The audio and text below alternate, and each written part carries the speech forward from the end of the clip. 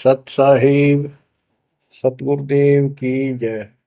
बंदी छोड़ कबीर साहिब जी की जय। बंदी छोड़ गरीबदास जी महाराज जी की जय। स्वामी राम देवानंद जी गुरु महाराज जी की जय हो।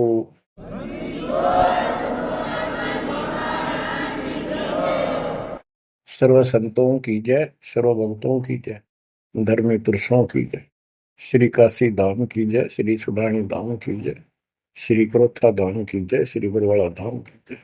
सत साहिब ग्रीवन्योली नाद सुभान गति, लड़े भुजंग हमेश, जड़ी जानो नाम जगदीश है, विष नहीं व्यापै शेष।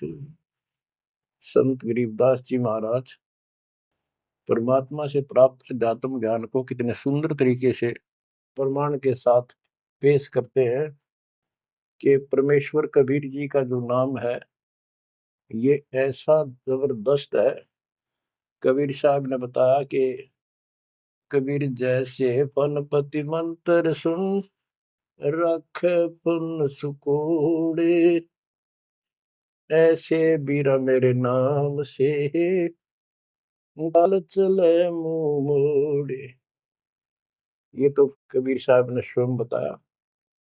जैसे फनपति सर्प और गारुड़ के मंत्र को सुनकर उससे इतना डर जाता है कि अपने फन को इकट्ठा करके भागने की चेष्टा करता है, ऐसे मेरे नाम से, कबीर नाम से, उस सच्चे मंत्र से यू काल चले मुंह मोड़, ऐसे काल दूर भाग जाता है।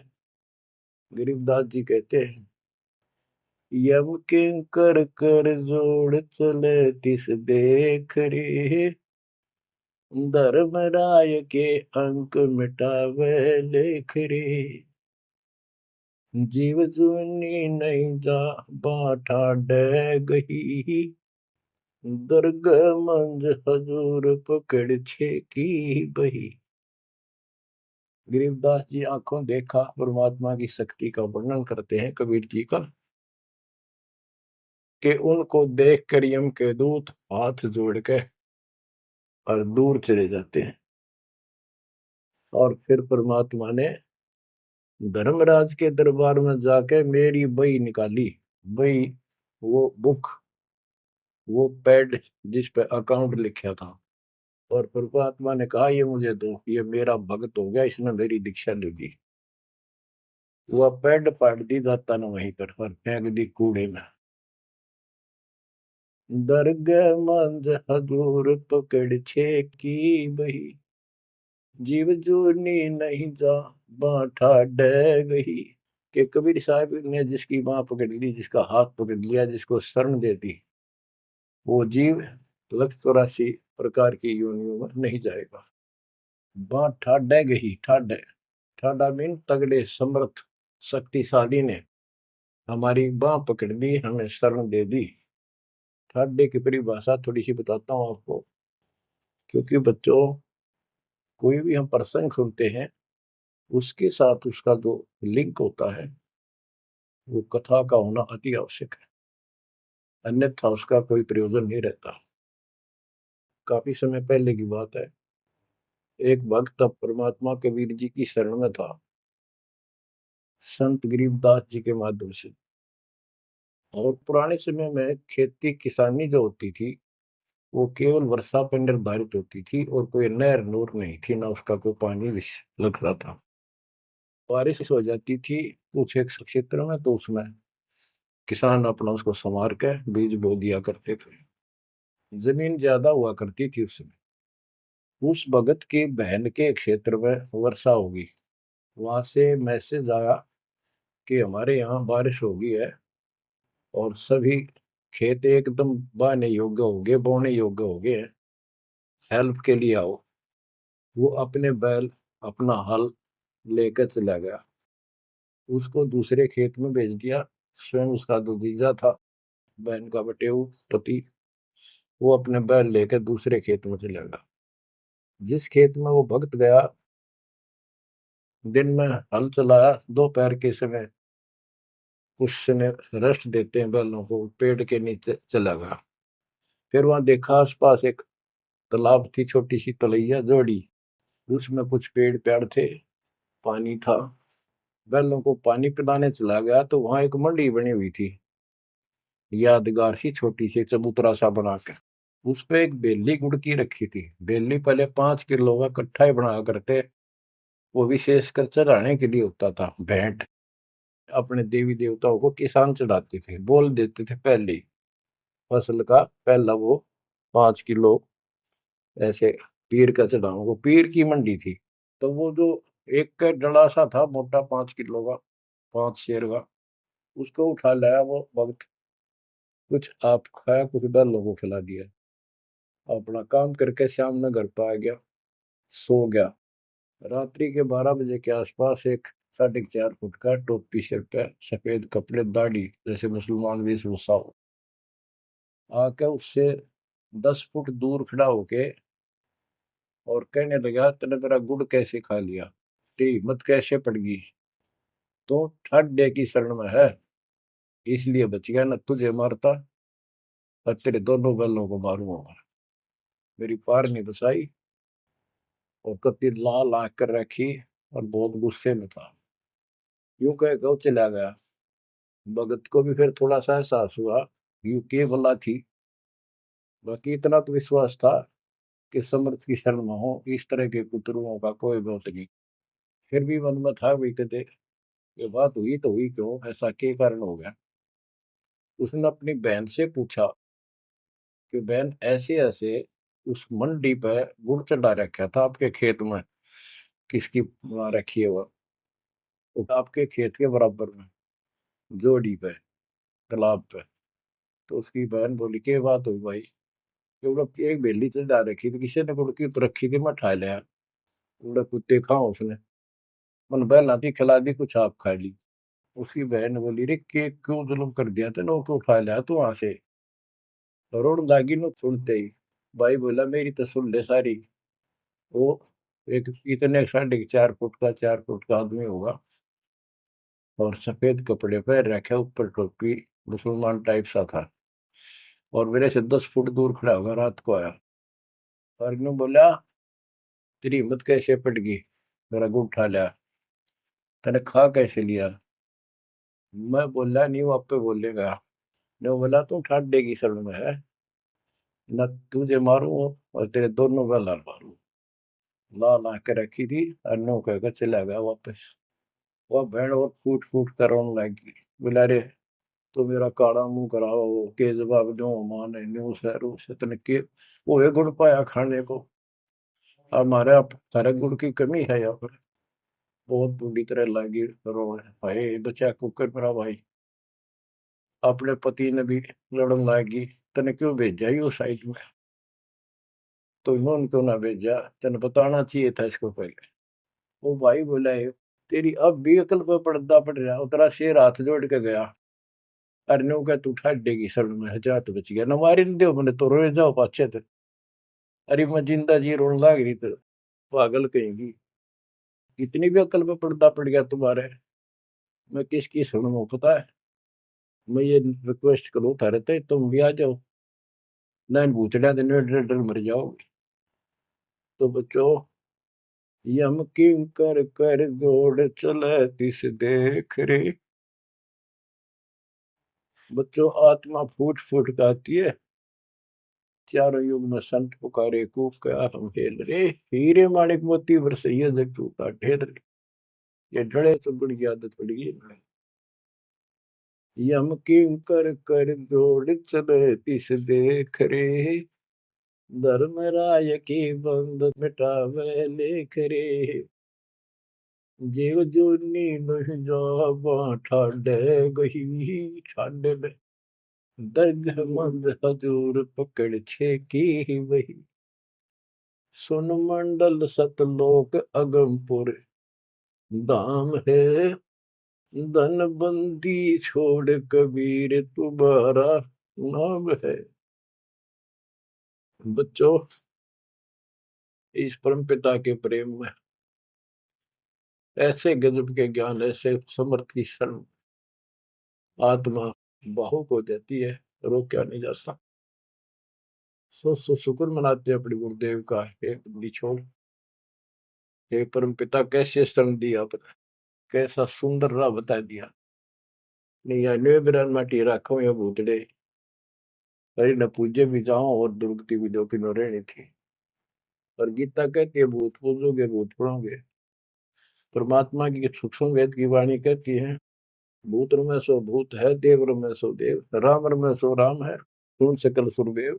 अब प्रश्न चल रहा है, कबीर जैसे फनपति मंत्र सुन, रख फन सकोड़े, ऐसे बीरा मेरे नाम से, काल चल मोड़े। पारक के अंक की अमर ग्रंथ की प्रथम वाणी है, ग्रीव न्योल नाद सुभान गति, लड़े भुजंग हमेश, जड़ी जानो नाम जगदीश है, विष नहीं व्यापै शेष। जैसे एक नेवला होता है, सारा 9 इंच का प्राणी, और वो 10 फुट के सांप को, सर्प को, भुजंग को मार देता है। कैसे मार देता, उसके पास एक ट्रिक है। उसके पास एक जड़ी होती है, एक नागदमन जड़ी होती है जंगल में, उसको सूंघता है, उसमें स्मेल आती है। वो सर्प को उस समय छेड़ता है जो वो जड़ी के आसपास होता है, वो झाड़ बोझड़ों के अंदर होती है। वो सर्प को छेड़ता है, सर्प ऐसे फन उठा लेता है, और वो जाके एकदम वहां जड़ी श्वास में भर लेता स्मेल, और आके उस सर्प के सामने सो के थोड़ी सी दूरी से छोड़ देता है। जिस दर से हवा चल रही हो, सर्प की तरफ जा रही हो, उस साइड में हो जाता हो। सर्प को उससे चक्कर आने शुरू हो जाते उस स्मेल से, उसका जी घबराता है और वो भागने की चेष्टा करता है। नेवला फिर उसके गर्दन पे बैठ जाता है, मुंडी पे पीछे के, और वहां मुंह के ऊपर फिर वो स्मेल छोड़ता ही रहता है। उसको अचेत करके फिर पकड़ कर उसको मार डालता है, काट देता है। तो बच्चों, गरीबदास जी ने बताया कि कबीर परमेश्वर का यो सच्चा नाम सतनाम और सारनाम। सारनाम है, ये है मेन चीज।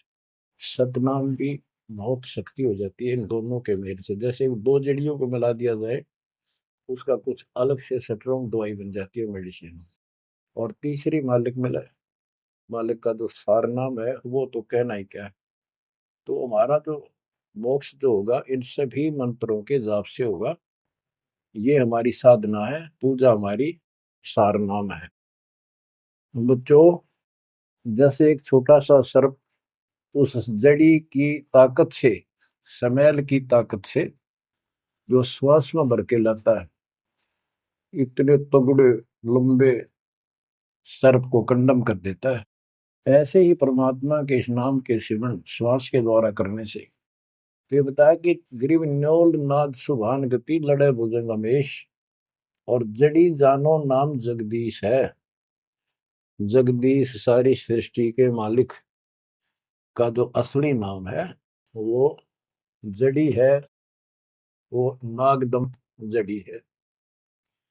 अब जैसे सतनाम भी बहुत ताकत रखता है, ये हमारी साधना है। जैसे प्रथम मंत्र सतनाम, ये साधना है। सार नाम हमारी पूजा है। पूजा और साधना में अंतर होता है। कबीर साहब हमारा पूज्य है। साधना वो होती है, जैसे हमने जल की आवश्यकता है तो हैंडपंप लगाते हैं। हैंडपंप के लिए बोकी और पाइप, बोकी मारते रहते हैं, मिट्टी बार डालते रहते हैं। सतनाम की बोकी श्वास उश्वास से मारकर जब वो पानी के लेवल पर पहुंच जाती है, वो बोर, तब उसमें पाइप लोअर करके फिर उसके ऊपर एक मशीन बांधी जाती है, वो सार नाम है। और मशीन से फिर उसको चलाया जाता है। वो हमारा पूज्य इष्ट है, वो सार शब्द है। जो हमें चाहिए था ऐसे मिलेगा वो सुख, परमपिता परमात्मा के सच्चे दरबार का। तो गरीबदास जी कहते हैं वो मंत्र, वो जो सार नाम है, वो जड़ी जानो नाम जगदीश है, परमात्मा जगदीश कबीर साहब का सार नाम। वो नाग दमन जड़ी बूटी है, वो काल दमन। और विष्णु व्यापक शेष, छोटे से सांप की बात छोड़ो, शेष नाग जो सबसे बड़ा ताकतवर 1000 फुट का बंदर है, यानी काल 1000 भुजा का ताकतवर है, ये भी निकट नहीं आ सकता। बच्चों, किस्मत सराहा करो अपने, 100 गुण गाया करो। गरीबदास जी कहते हैं, गरीब साधों से ते मस्करी, ये चोरों नाल खुशाद, मल अखाड़ा जीतेंगे ये युगन युगन के माल। माल, रेसलर, पहलवान, इन नकली गुरुओं से तो खुश है सारा संसार, साधों से ती मस्करी, इन चोरा नाल खुशाद। हाय हाय, इन चोरों से, झूठे गुरुओं से खुश, और साधु संतों के मजाक करते हैं। ये तो मल अखाड़ा जीतेंगे युगन युगन के बाद। आप हो वो युगन युगन के माल। बच्चों, आपको बहुत बार प्रमाण दिए जाते हैं, देता ही रहूंगा आखिरी सांस तक, क्योंकि सिलेबस है, है। टीचर सारा साल सिलेबस पढ़ाता है, उल्टा सुल्टा उन्हें कोई रट्टा लगवाता है, और तब बच्चे सफल होते हैं। परमात्मा योगों से आपके साथ है। सतयुग में राजा अम्बरीश एक बहुत बड़े धार्मिक राजा हुए हैं, और खूब यज्ञ किया करते थे, भंडारे करते थे, ब्राह्मणों को खूब धन दान करते थे, लागड़ गऊ बांटा करते थे, 1000 लागड़ गऊ बांट देते। लागड़ माने बच्चे वाली, ब्याई हुई, दूध वाली। भोजन भंडारे करवाते थे, दक्षिणा देते थे। जैसा भी लोक वेद सुना था, गुरु जी ने बताया था, ऋषियों ने, वो सारा कुछ करते थे। परमात्मा वहां भी साथ रहते हैं, उनकी इज्जत रखते हैं भक्ति की, और बीच बीच में उनको समझाने की चेष्टा की, कोई ऋषि रूप बनाकर अम्बरीश जी को सच्चा मार्ग बताया, खूब ध्यान से सुना और नाम लिया। लेकिन वो ऋषि वहां सैकड़ों और मालिक एक। आखिर में राजा अम्बरीश भी हाथ खड़े कर गया, मालिक की साधना छड़ दी, और वो ऋषियों वाली वो शुरुआत कर। इतने अच्छे भगत विष्णु जी के बने हुए थे। बच्चों, अब हंसी भी आती है, दुख भी होता है। गरीब वेद पढ़े पर भेद न जाने, वाचे पुराने ठारा, और पत्थर की पूजा करे, भूल गए सृजनहारा। वेद पढ़ा करते ऋषि उस समय, केवल वेद। पुराण तो इनकी अपनी रचना है, फिर वो सा लिखते चले गए, और सारा वेद के विरुद्ध साधना करते करते और कराते थे। विष्णु जी की पूजा करे, और गीता क्या कहती है, तो चारों वेदों का सारांश है। विष्णु 3 गुणों में से एक सतगुण है। इन तीनों गुणों की भक्ति तक गुण में माया के द्वारा जिसका ज्ञान हरा जा चुका है, यानी इसी तक सीमित है, जो राक्षस स्वभाव को धारण किए हुए मनुष्यों में नीच दूषित कर्म करने वाले मूर्ख, ये मेरी भक्ति ना करते। तो अम्बरीश वही साधना करता था, लेकिन पिछले संस्कार किसी, जैसे भी चल रहा भक्ति युग, बच्चों आप इन बातों को बार बार सुनोगे तो आपके दिल में समा जाएगी अकाड़ी सच्चाई ये है। अब ये भक्ति काल शुरू हो गया, मोक्ष काल समझो, इसमें हजारों वर्षों तक चलेगा, अरबों भगत बच्चे बेटा बेटी पार होंगे, जो चलेगा जो भी लाखों वर्ष और भी चलेगा। लेकिन वो साधना करते रहेंगे, लेकिन उनका विश्वास इतना नहीं बनेगा, वो फिर यही रह जाएंगे काल के जाल में। उन्हीं में से फिर, क्योंकि उनकी भक्ति जबरदस्त है, शास्त्र अनुकूल है, अगले सतयुग में उन्हीं पुण्यात्माओं को काल जन्म देगा, उनको पहले ऊपर के लोकों में रखेगा। ऊपर के लोकों में, स्वर्ग में देवता हजारों लाखों वर्ष वहां रहेंगे। यानी एक कोल्लू के साथ चक्कर है, चैन है, चैन। उस चैन पर जैसे डाल देते हैं, ब्रह्म लोक में गए, फिर चक्कर काटते काटते विष्णु लोक, शिव लोक, सारे अपने कर्म फोड़ के भोग के खत्म करके, फिर भी उनके पुण्य इतने बच जाते हैं कि सतयुग में जन्म देते हैं उनको। और सतयुग में भी अच्छे पुण्य कर्मी फिर राजा बनते हैं। और वह भक्ति, ये वाली भक्ति कसक और वो शेष बची ताकत फिर भी साथ रहती है। और इस कारण से भगवान भी उनके साथ रहना पड़ता है। जो बच्चा गऊ की नजर में, यूं साईं तू संत, भक्तों के पीछे फिर भक्त वत्सल भगवंत।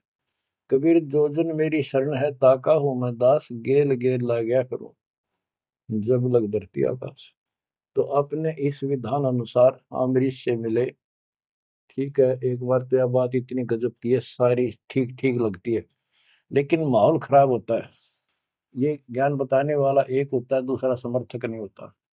उस दिन में वो भूल जाते हैं और इसी लोग बहका देते हैं, कहाँ सी बातें करते हो, वेदों में ऐसा कहीं नहीं है, वेदों में ऐसा नहीं है। अब दास तो कहना चाहता है, फिर अगले जन्म उस भक्ति से वो अम्बरीश राजा स्वर्ग गया, स्वर्ग में अपने पुण्य भोगे। फिर त्रेता युग में फिर राजा जनक के रूप में वह आत्मा ने जन्म लिया। वहां भी खूब भक्ति करी, विष्णु के कट्टर पुजारी। वही भावना वही भाव फिर भरा हुआ था, परमात्मा फिर भी मिले उनको। लेकिन राजा और सिद्धियां इतने ठाठ बाट और बकाने वाले वो गुरु निरे ऋषि हमारी ऐसी घिस काट रखी काल में, हम ऐसे मूर्ख बना रखे, थोड़ा सा भी सुख हो जाए, कोई प्रभुता कोई पद प्राप्त हो जाए, हम खुद भगवान बन जाते हैं। लेकिन पिछली धार्मिकता के अनुसार हम कुछ धार्मिक भी बने रहते, लेकिन रहते वही के वही। और अम्बरीश राजा इतने अच्छे भगत थे, पिछली सिद्धि शक्तिमान की वो भक्ति की सही थी। एक बार दुर्वासा ऋषि ने उनके ऊपर सुदर्शन चक्कर छोड़ दिया। दुर्वासा कहता था कि तू ये साधना छोड़ दे, मैं बताऊं वाह कर। अम्बरीश ने हाथ भर ली पर छोड़ी नहीं। अगली बार गया, उसने गुस्सा हो गया कि तू मानना नहीं मेरी बात, तेरा सिर काट दूंगा, इतना गुस्सा। सुदर्शन चक्कर छोड़ दिया। सुदर्शन चक्कर राजा अम्बरीश के पैर छू के और दुर्वासा ने मारने खातिर वापस चाल पड़ा। दुर्वासा भागता फिरा तीन लोक में, कितने उसने गुफा नहीं मिली जरा बच जा, कुछ संरक्षक नहीं पाया। परमात्मा कबीर जी ने विष्णु रूप बनाया, एक सवाल आ दी, एक मिनट में क्या कर दी कर दिया बोलो में। दुर्वासा ने देखा भगवान विष्णु बैठे, वहीं पहुंच गया और कंप पे डांक ठोक रखी, मन बचा लो भगवान, बचाओ मुझे, सुदर्शन चक्र मुझे मारेगा। परमात्मा बोले क्या गुस्ताखी कर दी, क्यों मार रहा है तेरे को। फिर वह सारी कहानी बता दी। भगवान बोले कि भक्ति के भाव से चलो, ये ताकत से नहीं चलता ये मार्ग। अपना ज्ञान दो, कोई मानने ठीक है, ना मानो मत ना मानो, मुझे बचाओ भगवान मुझे बचाओ। उसमें सुदर्शन चक्कर रुक गया, खड़ा हो गया दूर, भगवान की शक्ति से डर के देख के। तो दुर्वासा को विश्वास हो गया कि यहाँ बचाओ हो सकता है, माफ करो मुझे माफ करो। परमात्मा बोले अम्बरीश के पैर पकड़े, वो बचाओगा तुम्हें इससे, मैं नहीं बचाऊंगा। हाथ जोड़े, हे भगवान आपके दरबार में मैं नहीं बचूंगा, कहाँ भेजो हो दाता, मैंने तो रास्ते में मारेगा। मिला जा, वही जान बचेगी तेरी।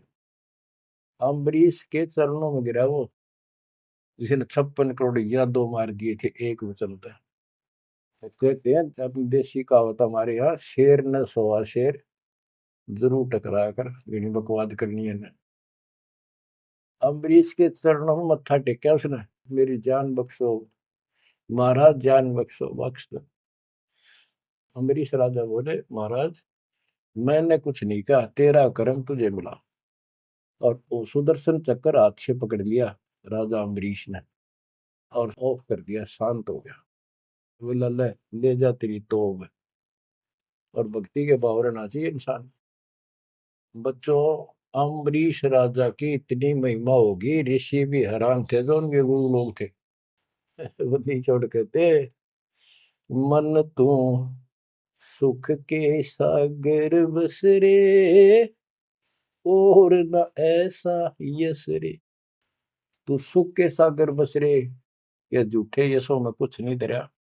वह सतयुग में महिमा होगी, फिर राजा जनक बन गए। राजा जनक वही भाग्य बाबा नानक बने। जब एक सुखदेव नाम के बाल ब्रह्मचारी माँ के गर्भ से भक्ति ले रहे थे और आकाश में उड़ जाने की सिद्धि थी। उस अर्धी की गांठ से पंसारी बढ़ जाते ये अपने बराबर किसी ने नहीं समझा था। राजा जनक के पैरों में पड़कर स्वर्ग तक जाने का विरोध करवाया। वो मोक्ष तक वो दूर की बात है, वो तो मार्ग ही नारा है। गरीब सुखदेव ने 84 भुगती बिना पजावे खरगो, तेरी क्या बुनियाद परानी, तू पेंडा पंथ पकड़ो।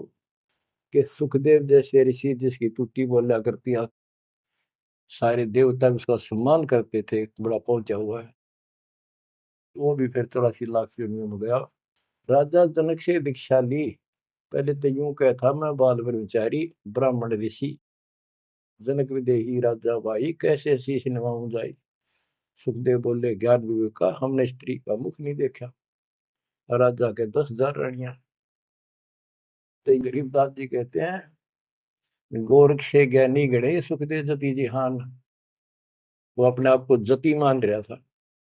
और सीता सी वो बारिया संत दूर स्थान। संत के घर बहुत दूर है, इन बात का तो नहीं भाई इसने ब्याह करवा रखा है, इसका न्यू हो रहा था, ये संत कैसे हो सकता है। 10,000 रानी थी, फिर भी उस नकली थे दो भी अच्छा था राजा जनक।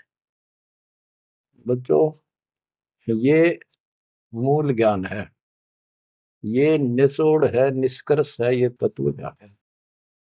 और राजा जनक रूप में बहुत गणे यज्ञ किए, बहुत प्रमाण है पुराणों में। बहुत धर्म भंडारे लाए, यानी दूध वाली गाय बाटी साधु संत, तो वो धर्म पुण्य बन गए। अब देख काल कैसे ठगी करता बच्चों, सारे पॉइंट याद रखने पड़ेंगे, बेमतलब अपने धन ने खोया नहीं करते। राजा जनक और सुखदेव विमानों बैठकर स्वर्ग जान लग रहे। रास्ते में 12 करोड़ आत्माएं नरक में तंग पा रही थी, हाहाकार मचा रोवे। राजा जनक ने कहा ये आवाज कहां से आ रही है चिल्लाने की, रोको मेरा विमान रोको। रोक दिया। उनको बताया गया कि यहाँ एक नरक है, उसमें 12 करोड़ आत्माएं जीव अपने कर्म दंड भोग रहे पाप। राजा ने कहा इनको छोड़ दो, इनको कष्ट ना दो। तो वहां जो उनके साथ गए थे देवदूत यमदूत, वो कहने लगे जी यहाँ आपका हुक्म नहीं चलता, यहाँ का राजा धर्मराज है, उसके आदेश से सब कुछ होता है। बोला या तो मुझे इस नरक में डाल दो, मुझे भी यहीं छोड़ दो, ना इनको निकाल दो। धर्मराज तक बात गई। धर्मराज जी वहां आए, बात सुनी। धर्मराज बोले राजन अपने अपने कर्मा का फल सब न भोगना पड़ता है, ऐसे नहीं कुछ हो सकता। तो राजा आकड़ गया। भाव यानी एक परमार्थी भाव, परमार्थ भी हिसाब का होना चाहिए, तो आदमी कोई परमार्थ नहीं चला गया कि मैं या तो मुझे यहाँ छोड़ दो या इनको साथ लो मेरे। तब धर्मराय ने एक विकल्प निकाला कि आप अपने पुण्य दे दो इनको आधे, या जितने चाहते हो उतने समय तक इनको आपके साथ वहां स्वर्ग में भेज देंगे। राजा ने 50% पुण्य दान कर दिए। सबको बिठा के 12 करोड़ आत्माओं को विमान में बिठा के और स्वर्ग ले गए। बच्चों सुखदेव ने गलती करी नहीं, वो तो आज तक स्वर्ग में है। और वो राजा जनक ने आधे पुण्य खत्म कर दिए, बाकी के पुण्य में झाड़ के खा के खर्च के खो खंडा के बाबा नानक रूप में जन्मे। पहले राजा थे 2 जन्मों में, दुनिया भर के नौकर होते थे, और फिर हैंड टू माउथ हो गए, खुद नौकर लगे नवाब के मोदी खाने में गोदाम में। अब बच्चों अब हमने सावधानी न्यों भी बरतनी है, अपने नाम ने अपने भक्ति ने नष्ट नहीं करा, किसी के ऊपर भावुक हो गया। एक बताओ था कि मैंने अपने भाई दुखी हो रहा था, उसको अपने पुण्य दे दिए, भक्ति दे दी, वो तो ठीक हो गया, मेरी डूबती हो रही है, बुरा हाल हो रहा ना, वो दिक्कत होगी, बीमारी होगी, आगे तागे दुख होने लग के। तो ये बकवाद नहीं चले, मर्यादा जो बनाई है उसको संभालो। तो कहने का भाव ये है कि आपको इस पॉइंट पे लाना चाहता हूँ। अब राजा जनक राजा थे, राजा अम्बरीश राजा थे वो बाबा नानक बने, खुद नौकर लगे राजा के। अब यहाँ आकर हमारी बात टिकती है कि साधों से ती मस्करी चोरा नाल खुशाल, मल अखाड़ा जीतेंगे ये युग युग के बाद। यानी भक्ति की चाह, भगवान की चाह उनके में तब भी थी, पर एक्सरसाइज गलत थी। अब परमात्मा फिर मिले उनको आकर के। अब वो भौतिक धन में निर्धन थे, पर अध्यात्म धन के भरे पड़े थे। पिछले पुण्य गजब के थे भक्ति वाले। एक तो धर्म कर्म किए होते हैं वो, और एक होते भक्ति की शक्ति। वह न्यो की नो डटी थी उसकी, वो पुण्य खत्म कर दिए थे उसने। तो वो भक्ति उस कारण से परमात्मा फिर आकर मिले। अब वो हैंड टू माउथ था, सुन ली। राजा होता तो तब भी ना सुनता। तो बच्चों, आज आप से कितने निर्धन हो और कितने धनवान हो, आप उस मालिक के सच्चे बच्चे हो। पिछले जन्म जन्मांतर से आप भक्ति करते हुए आ रहे हो।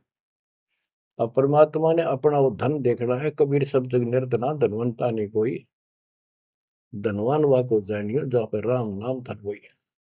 आपके पास वो राम नाम का धन भरा पड़ा है।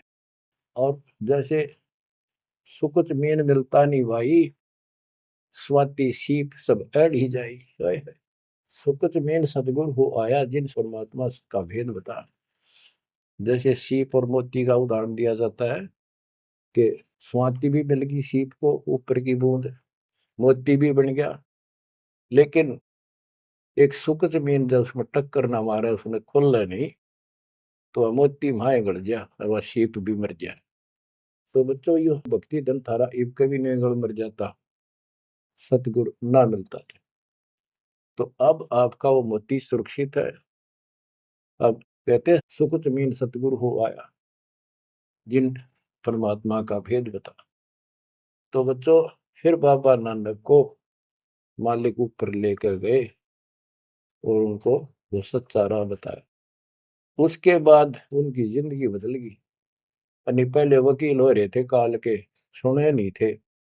अब जो बाबा नानक जी हिंदू धर्म में जन्मे थे, खत्री गोत्र था, और भगवान विष्णु कृष्ण राम कुर्बान थे इनके ऊपर। गीता का पाठ ब्रजलाल पांडे से पढ़ा करते थे और गीता पढ़ते थे। दाता मिले तो खूब तर्क वितर्क किए। आखिर में बोले अखा वेखो तो मानो। तो परमात्मा ने आई विटनेस भी बनाने थे। बेई नदी सुल्तानपुर के साथ से बह रही है। सुल्तानपुर में बाबा नानक की बड़ी बहन ब्याह रखी थी। वह अपनी बहन के वहां रहते थे, नौकरी करते थे नवाब के। सुबह सुबह स्नान करने जाया करते थे उस नदी पे। वहां परमात्मा ने 2-3 मीटिंग करी। तीसरी बार जब आए, ने बोले आंखें देखो जो मानो। बात सारी समझ में आ गई। गीता बार बार देख ली, पढ़ ली, सच्चाई भगवान कोई और है। और चाह भी थे, पर पुराना ज्ञान और कोई नो समर्थक नहीं गया, बात सच्ची है। तो वो कहने लगे आंखा देखो तो मानो। कबीर साहब और बाबा नानक जी परमात्मा समकालीन थे। बाबा नानक जी का जन्म सन 1469 में हुआ, 1469 में। और 1539 में वो शरीर छोड़ के गए। और परमात्मा जी 1518 में गए। तो 1469 से 1518 तक समकालीन थे। तब आंखों देखा सतलोक 3 दिन तक नानक साहब जी का शरीर कहीं और छुपा के उनकी आत्मा को लेके गए, फिर छोड़ा तीसरे दिन। उसके बाद तो दुनिया बदल गई उनकी। वो सब पूजाएं त्याग माल की शरण में आ गए। घर में विरोध, सारे समाज में विरोध है। उसके पिता भी बहुत दुखी हो गए, तो के पैदा हो गया हमारे, देवी देवताओं को ऐसा गलत बोलता है। तो बहुत परेशान हुए। लेकिन जब आंखों देख ली, कौन सुने किसकी। सूरवीर होते हैं संत, संत सिपाही और शेर पीछे नहीं हटते। तो बच्चों, सारा ज्ञान सत्संग से होता है। परमात्मा का और उस प्यारी आत्मा का, आत्मा और परमात्मा नानक साहब का सत्संग हुआ। सत्संग से बात स्पष्ट हुई। अब पारक के अंक की वाणी सुनाता हूँ कुछ। साधों से ती मस्करी ये चोरा नाल खुशाल, मल अखाड़ा जीतेंगे ये युगन युगन के माल। अब वो बाबा नानक युगन युगन के माल थे और वह जीते, डट के खड़े हो गए। फिर जब ज्ञान समझ में आ गया, सारा संसार मीराबाई थी युगन युगन की माल, सत्संग में जाना ना छूटे माँ, फिर जल के मरो संसार। तो बच्चों इस स्थिति में तुम नहाना पड़ेगा एक दिन, जब जाता राजी होगा। और ये ज्ञान खुद देता है भगवान, और वो आत्मा जो इसको सुनकर कुर्बान हो जाती है, वो महान आत्मा होती है। गरीब अंश गवन करते नहीं, मान सरोवर छाड़, कौवे उड़ उड़ जात हैं खाते मसाहाड़। हंस और कौवे और बुगले सब पक्षी कहलाते हैं। हंस उस मानसरोवर को नहीं छोड़ता जहां उसका आहार मोती होते हैं, और कौवे वहां टेके नहीं, क्योंकि उन्हें तो जगह जगह जाकर मांस खाना, हाड खाड़े हाडों का मांस चाटना, किसी पशु के जख्म में चोंच मारना, ये कौवे जैसी व्यक्ति के लोगों का स्वभाव होता है कि दुखी उनका अपना उल्लू सीधा हो, स्वार्थ सिद्ध हो, ताकि अगला कितना दुखी हो। ये कौवे जैसे जीव होते हैं। अब यहाँ बताते हैं, कबीर साहब कहते हैं, गरीब अंश गवन करते नहीं, मान सरोवर छाड़, कौवे उड़ उड़ जाते हैं खाते मांसाहाड़। गरीब मान सरोवर मुक्ति फल, मुक्ता हल के ढेरे, कौवा आसन न बंद जब भूमि दीन सुमेरी। गरीब कौवा रूपी बेक है, ना प्रतीत यकीन, 68 का फल मेटे करे भये दीन बेदीन। गरीब हंस दशा तो साध है, सरोवर है सतसंग, मुक्ता हलवाणी चुगे फिर चढ़त नवेला रंग। अब स्पष्ट कर दिया कि ये सत्संग जो है ये मानसरोवर है, और भगत साध ये हमारे हंस हैं। अब कौवे बुगले तो मेंढक मछली अड़ंगा कुवाड़ बकवाद करते हैं, और हंस केवल मोती खाता है। इसी प्रकार निर्विकार जो भगत आत्मा बन गए, बेटा या बेटी, वो हंस जैसे हैं, वो केवल मालिक की वाणी, परमात्मा की भक्ति और धर्म कर्म रूपी मोती खाते हैं। और फिर ये मोती खा के, यानी सत्संग वचन सुन के, फिर चढ़त नवेला रंग, एक अजब गजब रंग रंग जाता है उसकी आत्मा में।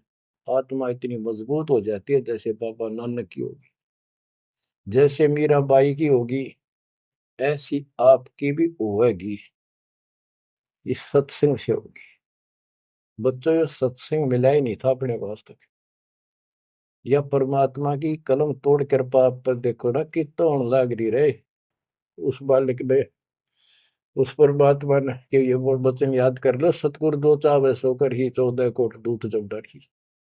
ये जो चाहे सो कर लो, ये प्रमाण देख यो कर दिया।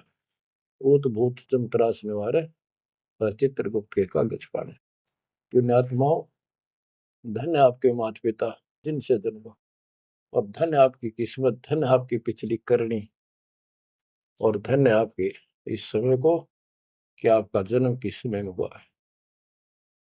इस माल्य के प्रयत्न को, दास के इस प्रयत्न को हल्के में ना लेना। पुण्यात्माओं, उस दाता की अमर कथा आपके हृदय में भर रहा हूं, ये अमृत हार आपको करा रहा हूं। बच्चों, कुर्बान हो जाओ। समय पहचान दो, टाइम बार बार नहीं आता होगा आपका। ये संसारिक धंधे थे कर कर मर लिए, इनमें फिर भी पूरा ना पटता। इस मालिक की तरफ ध्यान ज्यादा दो, हर चीज में बरकत दिखा दूंगा, नारी नारी।